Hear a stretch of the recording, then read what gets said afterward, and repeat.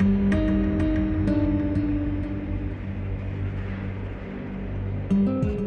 were dispatched for a male patient that had fallen approximately 40 feet from a rock face. They told us they had been hunting and it was in a remote area.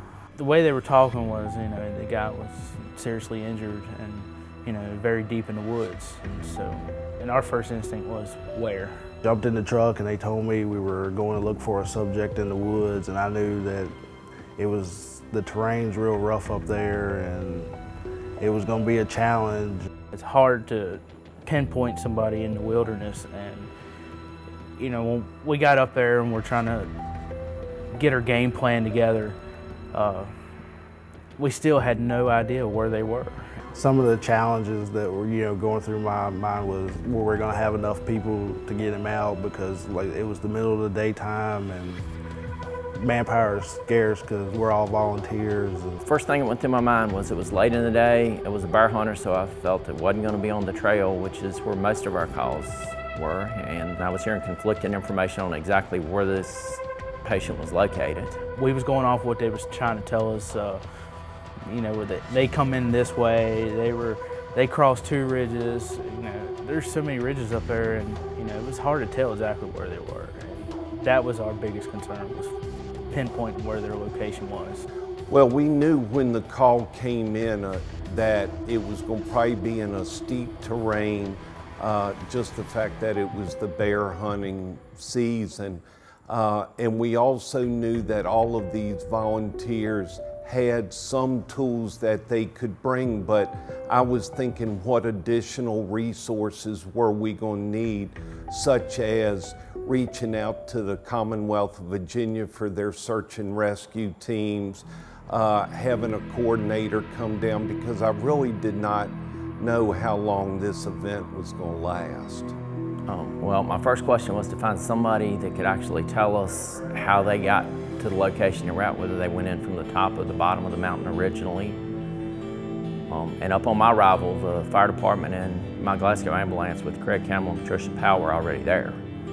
And they had already sort of devised a plan to go in a couple of trailheads that they thought were the way these individuals had went into the woods. Dispatched lifeguard early in the incident.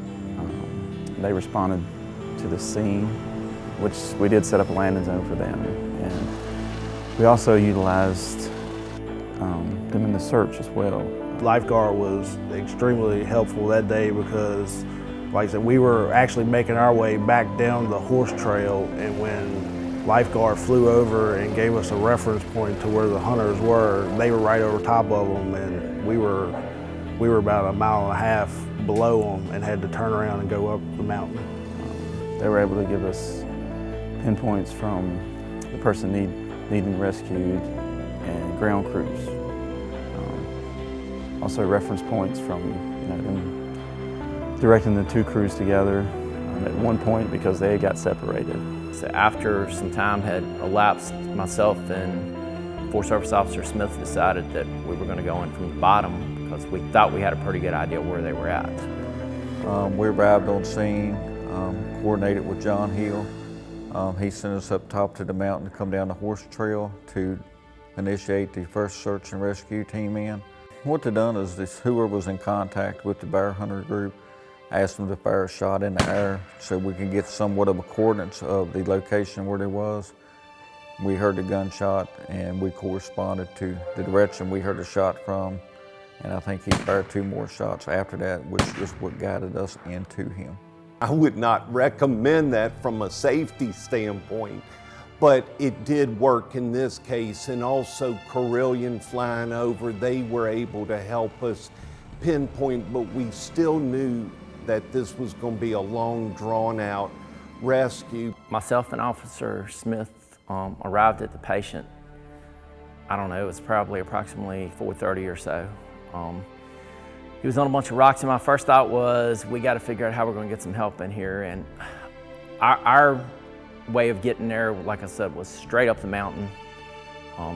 There wasn't going to be a lot of equipment that came in that way, and I was in my own vehicle. All I had was a basic first aid kit with me. It got dark on us and we had no flashlights, and it really hindered us in searching through the woods. just being able to see where we were going. I mean, we were trying to climb cliffs, scaling rocks. We actually did a flyover and went to the coordinates where they had located him and actually lit it up so the ground crews could see a little bit better, get a better kind of a pinpoint on where they were going on the mountain. When we arrived at the patient, we found him, he was sitting on a rock cliff with everybody behind him. We actually went straight up the rock cliff to get to him. And so when we first got up there, you know, things that was going through my mind was, okay, I got to set up a haul system. We're going to have to get him down. The first responders said they worried that he might have internal bleeding. He had obviously had some possible broken limb and a dislocated shoulder and was in a lot of pain. So I hiked in as far as I could. I got about 100 yards from him because when I got to the foot of the cliff, I couldn't go up the cliff, so I waited until the crew brought him down to me. Rough terrain, very hard to get down. A lot of dangerous rocks, big holes and ravines that we had to cross in order to get the patient to the bottom of the mountain. When I got to him, I assessed him. He appeared to be stable, but again, was a little in and out of it. Could have been from being so cold. And so when I started line on him, gave him some pain medications. We continued to move him out of the woods. Took us another 45 minutes to an hour. I do like the thick brush and the rugged terrain to actually get him out of there. Where we met lifeguard crew, give a report. They took over care for the patient and continued to care for him. Once we got a hold of him, we kind of unwrapped him, did a quick assessment of him, make sure that all of his injuries had been identified, and they had. The EMS guys that came down with him did a great job of that, and had already medicated him and gotten him a little bit more comfortable. And we just kind of quickly reassessed him and got him packaged so that he would fit properly in the aircraft, and we moved on from there. We had already gotten a good heads up. We were actually the third helicopter crew to pretty much be involved with this rescue. The landing zone was on the side of the mountain. There's not a lot of fields in mountains, but they were able to find one for us.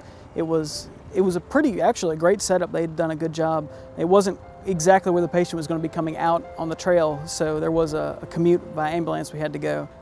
The volunteer agencies did a wonderful job coordinating and planning. There was everything from the search and rescue teams to the ambulances, the fire trucks, a lot of combination.